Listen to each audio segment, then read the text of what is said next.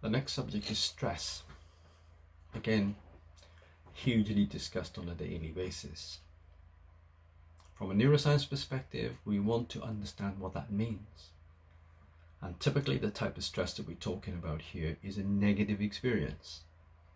I know some people say they work well under stress. In my language, I would say that means they work well under the right sort of pressure, but nevertheless a pressure that they feel they can deal with. Stress is when you're trying to cope with something where you don't believe you have the resources to deal with it. The association that comes with stress is inevitably negative and is based in memory. As stimuli come into us from our environment, in other words, scenarios that we're facing, our memory tells us that that has given us problems in the past.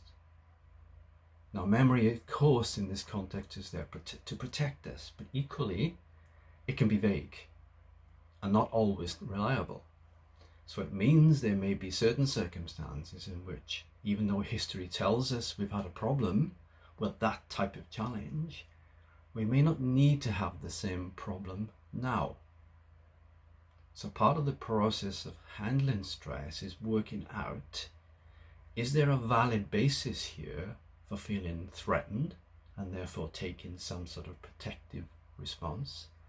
Or actually, is it an imaginary threat that really offers us no serious damage?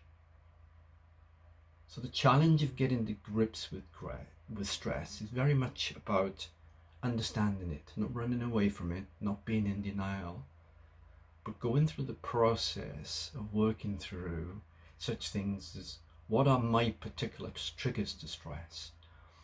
Where do my reactions come from? Can I trace those back into my history? And to understand that all of those pieces can be broken down and understood more effectively. And as we understand them more effectively, we can deal with them. So breaking it down piece by piece and rebuilding a we that is capable of reacting in a less threatened way, in a more positive way, and therefore in a more effective way for the future. The stress hormone is classically cortisol. Of course, it's more complex than one hormone, but that is typically regarded as a stress hormone. But even the hormone itself is not there to damage us. It is there as a protection from invasion by possibilities of infection and external threats. So the body and the brain does nothing to harm itself directly. But when we're in a situation where external stimuli are constantly generating and triggering our stress triggers, our system becomes overloaded by cortisol. So what's there to protect us then turns to something which damages us.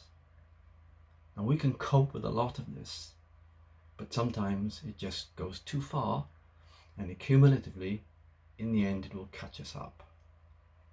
Again, the answer is to understand it. Understand what the sources of stress are externally, and to understand our internal responses. That's part of the process that we go through, and where I believe neuroscience offers huge insights.